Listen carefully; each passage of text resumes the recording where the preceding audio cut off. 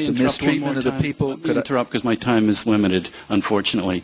You just said that this is that 10 years ago you wouldn't have agreed to a regime change. However, in 1998, you as a member of the New American Century sent a letter to President Senator, Clinton. I said something different. No, wait a sec. You were saying that we're seeing it in the light of September 11th. That's just not true. You've been advocating for regime change all through the late 90s. And in this letter, Can I explain? There's a very clear strategy difference. should aim, above all, this is 1998, the strategy should aim, above all, at the removal of Saddam Hussein's regime from power. You signed that letter.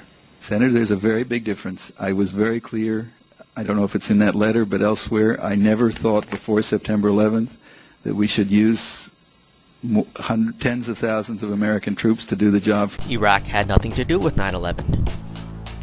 About 10 days after 9/11, I went through the Pentagon and I saw Secretary Rumsfeld and Deputy Secretary Wolfowitz. I went downstairs just to say hello to some of the people on the Joint Staff who used to work for me. And one of the generals called me in. He said, "Sir, you got to come in. You got to come in and talk to me a second." I said, "Well, you're too busy." He said, "No."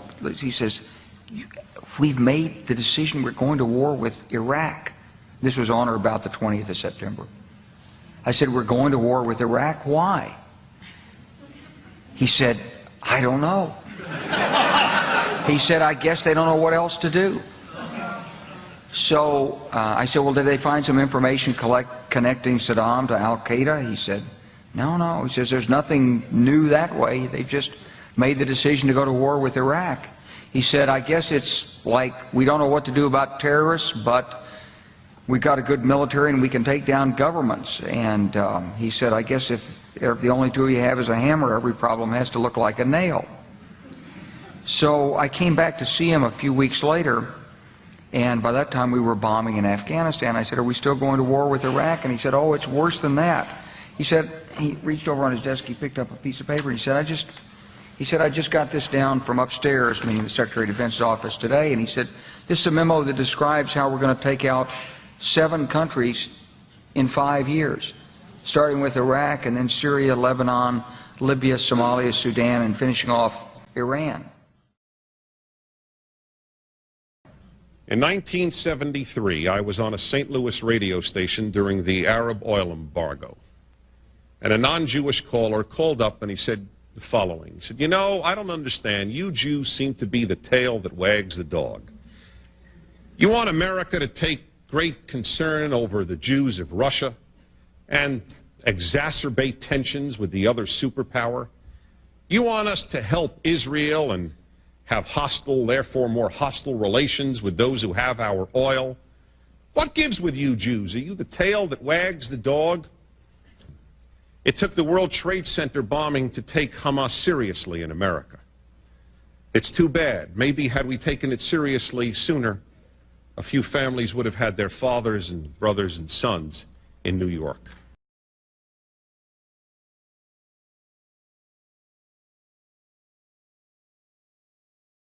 My friends, the enemies of Israel are not the Boy Scouts of the world.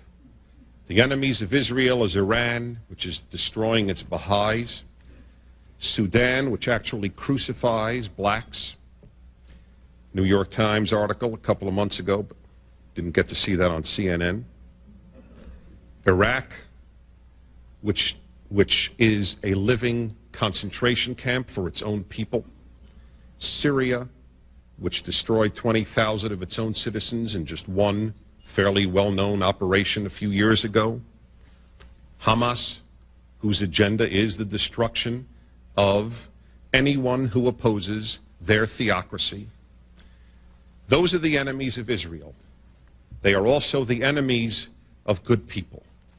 It is not a position we Jews asked for, but when we make this known to non-Jews, they will understand why we are here. Joining me now here in the BBC World studio is the former Israeli Prime Minister Ehud Barak, who's in London at the moment. Mr. Barak, welcome to BBC World. First, your reaction, having heard what's happened. At least 4 planes have been hijacked, and there may be more. The world will not be the same from today on. I don't know who is responsible. I believe we will know in 12 hours. Bin Laden sits in Afghanistan. There is a source of who else terror. can you identify, though? Because we're not saying he's responsible for this necessarily. No, we don't say that he's responsible. Every simple step, crossing borders or going on a plane or on a ship, will become more complicated. It's a time to launch a operational, concrete war against terror, even if it takes certain pains from the routine activities of our normal society. This is the time to deploy a globally concerted effort led by the United States, the UK, Europe, and Russia against all sources of terror consistently along 6 or 10 years. Iran, Iraq, Libya, North Korea. This is the only way. Without this clarity of purpose, there will be no world order, no world order, no world order. Working with our G8 partners, the United States has created the broader Middle East and North Africa Initiative to build partnerships with people in the region who are working for greater liberty. The flagship of this bold new policy is the Forum for the Future, an unprecedented international venue to amplify the voices of reform that are redefining the region. Together, we will tackle the urgent goals of the Forum: political openness, economic liberty, educational opportunity, and the empowerment of women. Today, nations all across the world are speaking a common language of reform, and they are helping citizens throughout the broader Middle East to transform the parameters of debate in their societies. The people of this region are expressing ideas and taking actions that would have been unthinkable only 1 year ago. Some in the Arab media have even asked why the only real democracies in the Middle East are found in the quote-unquote occupied lands of Iraq and the Palestinian territories. What an incredible thought. Today, citizens in the region are demanding that their governments respond to this simple, audacious question. And many states will have to answer their people's call for genuine reform. Jordan and Bahrain and Qatar and Morocco are all taking steps to introduce greater openness into their political systems. Egypt has amended its constitution with electoral reform, and even Saudi Arabia has held multiple elections. And just last week, remarkably, the Kuwaiti legislature granted its women citizens the right to vote.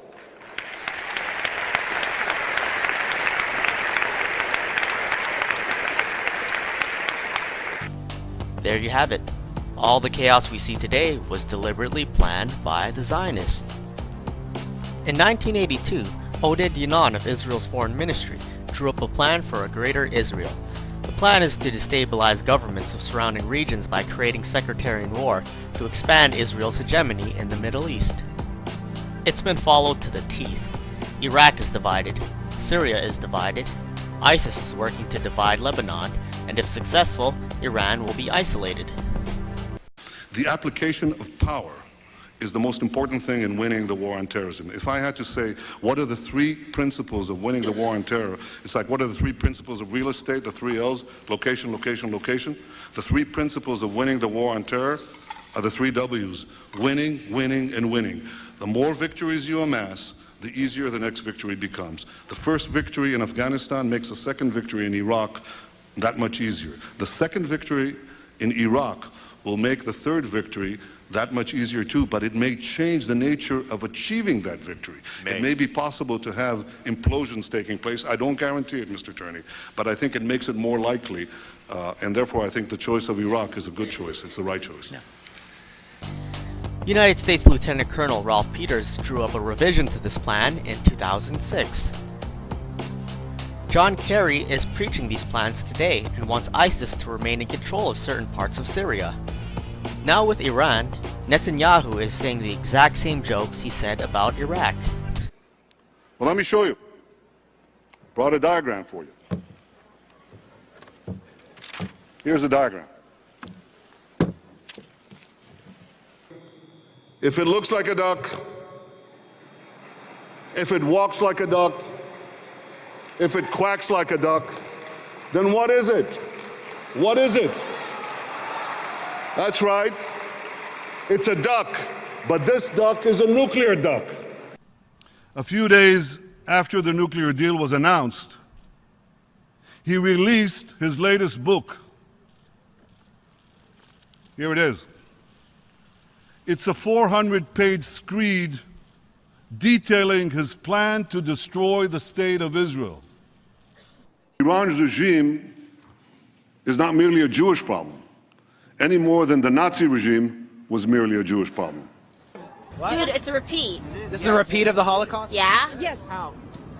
We're being persecuted again for the trillionth time ever. So we're fighting a second Nazi war against the Nazis. Yeah. We want to kill all Jewish people. It's a double of the Holocaust. The Israelis and the Saudis would love to see our money and our young men and women being killed to fight their enemies in Iran. Are you? When you look at the bottom line, who this benefits if it leads to military action against Iran, it only benefits the Israelis and Saudi Arabia. And there's a precedent for it. We've already fought 2 wars against Iraq in favor of Israeli interests and Saudi interests. So we're always being pushed to get our people killed for their interests. So I think it could happen another time. Why not?